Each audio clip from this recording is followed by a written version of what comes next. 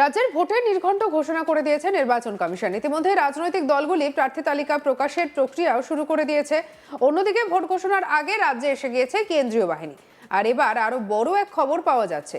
নির্বাচন কমিশন সূত্রে খবর যে ভোটের দিন থেকে গণনা পর্যন্ত পুরো সময় রাজ্যে শান্তি বজায় রাখতে 2000-এর বেশি কোম্পানি কেন্দ্রীয় বাহিনী প্রয়োজন হতে পারে। অর্থাৎ কেন্দ্রীয় বাহিনীর প্রায় 2.5 লাখ সদস্যকে মোতায়েন করা হতে পারে বলে সূত্র মারফত জানা যাচ্ছে। আর এই খবর প্রকাশ্যে আসতেই ব্যাপকভাবে শোরগোল পড়ে গিয়েছে বিভিন্ন মহলে। অনেকেই মনে করছেন অশান্তি এড়িয়ে রাজ্যে অবাধ এবং স্বচ্ছ নির্বাচন করতে কমিশন যে বদ্ধপরিকর তা এত পরিমাণ বাহিনী নিয়োগের সিদ্ধান্ত থেকেই স্পষ্ট হয়ে যাচ্ছে। আর এই পুরো বিষয়টা নিয়ে আমাদের কলিগ রাহি এবং অনির্বাণের রিপোর্ট দেখাবো। রাজ্যে নির্বাচনী নির্ঘণ্ট প্রকাশিত হয়ে গিয়েছে, 2 দফায় হতে চলেছে বাংলার নির্বাচন। তবে এই বাংলার নির্বাচনকে সুষ্ঠুভাবে করার জন্য কিন্তু একেবারেই ভিন রাজ্য থেকে এবং গোটা দেশ থেকে কিন্তু প্রচুর পরিমাণে সামরিক বাহিনী বা আধা সামরিক বাহিনী তাদেরকে মোতায়েন করা হচ্ছে। মোট কত পরিমাণ আধা সামরিক বাহিনী মোতায়েন করা হচ্ছে? ইতিমধ্যেই 480 কোম্পানির বাহিনী আমাদের রাজ্যে ইতিমধ্যে এসে গেছে। আরও কত সেনাবাহিনী আসছে এ নিয়ে বিস্তারিত আলোচনা করব। আমার সঙ্গে রয়েছে অনির্বাণ।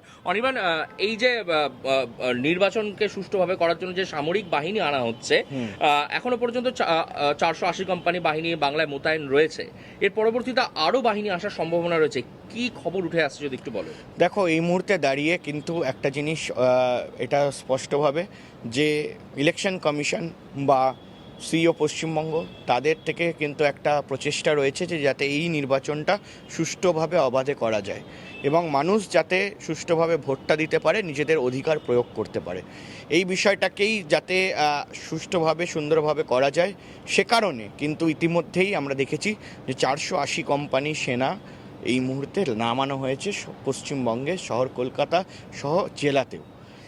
এবার আরও সেনাবাহিনী কত লাগবে এই বিষয় নিয়ে কিন্তু মনোজ আগরওয়াল, সিইও পশ্চিমবঙ্গ, তাকে জিজ্ঞাসাবাদ যখন করা হচ্ছিল প্রেস বিবৃতির সময়, সেই সময় মনোজ আগরওয়াল তিনি বলেন যে সেনাবাহিনী প্রতি ফেজ অনুযায়ী কটা লাগবে, অর্থাৎ 2টো ফেজে নির্বাচন হচ্ছে এবং চ্যালেঞ্জ রয়েছে যে 2টো ফেজে নির্বাচনে যাতে কোনো রকম অশান্তির সৃষ্টি না হয় এবং সেই অশান্তি যদি সৃষ্টি হয় তাহলে রাজ্যের শাসক দল বা রাজ্যের অন্যান্য দলরা বলবে যে কমিশনই এর জন্য দায়ী, কারণ কমিশন কেন ভেঙে ভেঙে ভোটটা করেনি।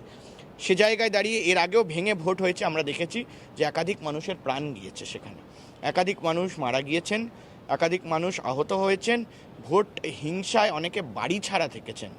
সেটা যাতে না হয় সেটাকে নিয়েই কিন্তু এই মুহূর্তে প্রস্তুতি চালানো হচ্ছে কমিশনের তরফ থেকে। এবং যা খবর রয়েছে যে ইতিমধ্যেই 480 কোম্পানি সেনা রয়েছে, আরও 2000 কোম্পানি সেনা, অর্থাৎ 2.5 লক্ষ সেনাবাহিনী পশ্চিমবঙ্গে নামানো হতে পারে একটি ফেজের জন্য। প্রায় সেটাই কিন্তু মনোজ আগরওয়াল কালকে বলেছেন যে 2300 থেকে 2500, অর্থাৎ 2,30,000 থেকে 2,50,000 পর্যন্ত সেনা এই মুহূর্তে 2.5 লক্ষ সেনা পশ্চিমবঙ্গে নামানো হবে এবং প্রতিটি বুথে বুথে নজরদারি চলবে।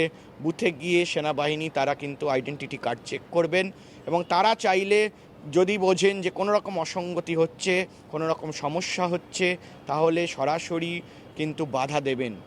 তাদের একেবারে ঊর্ধ্বতন কর্তৃপক্ষ যারা রয়েছে তাদেরকে জানানো হবে এবং সরাসরি কিন্তু এই বিষয়টাকে নিয়ে একেবারে বলা যায় যে একেবারে সঙ্গে সঙ্গে সেটাকে নিয়ে যাতে নির্ভুলভাবে ভোটটা করা যায় সেটার বিষয়ে কিন্তু এই কেন্দ্রীয় বাহিনীকেই দায়িত্ব দেওয়া হবে এবং কেন্দ্রীয় বাহিনীর ওপরেই কিন্তু মূল দায়িত্বটা রয়েছে। অর্থাৎ প্রথম ফেজ 23শে এপ্রিল, সেই 23শে এপ্রিল 2400 বা 2500, অর্থাৎ 2.5 লক্ষেরও কাছাকাছি সেনা থাকবে মজুদ এবং যতগুলো কনস্টিটিউয়েন্সি আছে, বুথ আছে, আমরা জানি যে 80,000 বুথ রয়েছে এবং সেই 80,000-এরও বেশি বুথে 2.5 লক্ষ সেনাবাহিনী, অর্থাৎ যদি 80,000 বুথে আমি অর্ধেক করেও ধরি তাহলে সেটা প্রায় 40,000-এর মতো বুথে হবে এবং সেই 40,000 বুথে 2.5 লক্ষ করে সেনাবাহিনী থাকবে এবং শুধু বুথে নয়, বুথের বাইরে, বুথের ভেতরে।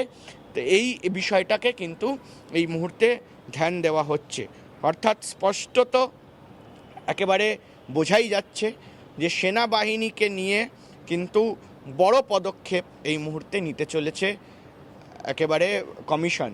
এবং পুলিশের ওপরে কিন্তু নজরদারি চালাবে সেনাবাহিনী, এমনটাও বলা হয়েছে। এবং যাতে পুলিশ কন্ট্রোল না করতে পারে সেই বিষয়টাকেও কিন্তু দেখবে, এরমটাও কিন্তু সূত্র মারফত খবর রয়েছে। অর্থাৎ এই মুহূর্তে সেনাবাহিনী যদি কোনো ভুল ত্রুটিও করে তাদের সাজাও হবে, এবং তারা যদি কোনোভাবে নিজেদের কাজকে এড়ান, অর্থাৎ কোনো প্রলোভনে পড়েন, টাকা, খাওয়া দাওয়া, অন্য ধরনের প্রলোভন যদি পড়েন, তাহলে কিন্তু তাদেরকে একটা বড় ধরনের কিন্তু সাজা তাদেরকে দেওয়া হবে, এমনটাই কিন্তু জানা যাচ্ছে। এদিকে ভোটের দিনক্ষণ ঘোষণার পর থেকেই পুলিশ প্রশাসনের একের পর এক রদবদল ঘটাচ্ছে নির্বাচন কমিশন। যদিও তৃণমূল সুপ্রিমো তথা মুখ্যমন্ত্রী মমতা ব্যানার্জির সাফ কথা যে অফিসারকেই পাঠান, তারা সবাই আমাদের হয়ে কাজ করবেন, মানুষের হয়ে কাজ করবেন, বাংলার হয়ে কাজ করবেন। কি বলেছেন মমতা ব্যানার্জি, শুনবো। কলকাতা পুলিশ কমিশনের বাঙালি ছিল, বিনীত গোয়েল কে ছিল, নন বেঙ্গলি ছিল। তার মানে আপনারা শুধু বাংলা নয়, নন বেঙ্গলি অ্যাফিসিয়েন্ট অফিসারদেরও বাদ দিয়েছেন। আপনারা দেখেছেন বিজেপির কথায় কারা কাজ করবে, তাদের দেখে দেখে চয়েস করছেন। কিন্তু জেনে রাখুন, বিনাশকালে বুদ্ধিনাশ। যে অফিসারকেই পাঠান তারা সবাই আমাদের হয়ে কাজ করবে, মানুষের হয়ে কাজ করবে, বাংলার হয়ে কাজ করবে। এদিকে ভোটের দিনক্ষণ ঘোষণার পর পুলিশ প্রশাসনের যে রদবদল ঘটনা হয়েছে সেই নিয়ে বিজেপি এবং নির্বাচন কমিশনের তীব্র সমালোচনা করেছেন তৃণমূল নেতা কুণাল ঘোষও। কি বলেছেন কুণাল, শুনবো। বিনিদ্র রজনী যাপন করছে ভারতীয় জনতা পার্টি এবং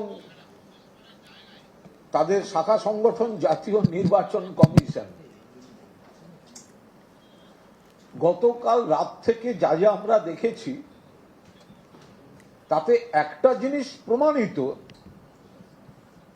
যে বিজেপির পায়ের তলায় জমি নেই, বিজেপি দেউলিয়া। বাংলার মানুষের সঙ্গে তাদের কোনো সম্পর্ক নেই, বাংলার মানুষের উপর তাদের কোনো আস্থা ভরসা নেই, এবং তারা জানে নিশ্চিত পরাজয়ের সামনে। সেই কারণে ভোট ঘোষণার সঙ্গে সঙ্গে ক্ষমতাকে অপব্যবহার করে নির্বাচন কমিশনকে দিয়ে তড়িঘড়ি বদল। প্রথম বাঙালি মহিলা মুখ্য সচিব, যে নারী শক্তিকে স্বীকৃতি দিয়েছিলেন মাননীয় মুখ্যমন্ত্রী মমতা বন্দ্যোপাধ্যায়, কৃতি ছাত্রী, দক্ষ আইএএস নন্দিনী চক্রবর্তীকে সরিয়ে দিল। সঙ্গে রাখুন আজ তাক বাংলাকে অন্যান্য খবরের জন্য লাইক, কমেন্ট, শেয়ার, সাবস্ক্রাইব করতে ভুলবেন না।